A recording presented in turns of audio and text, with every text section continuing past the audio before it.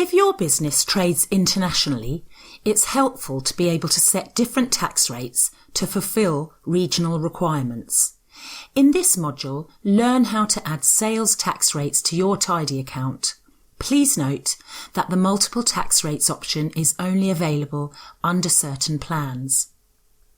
To add a new tax rate, go to Global Settings, select Sales Tax, and then click on New Sales Tax Rate.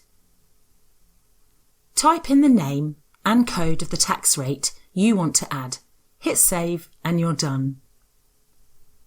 This new sales tax rate is now available for you to select in Customer and Supplier Information.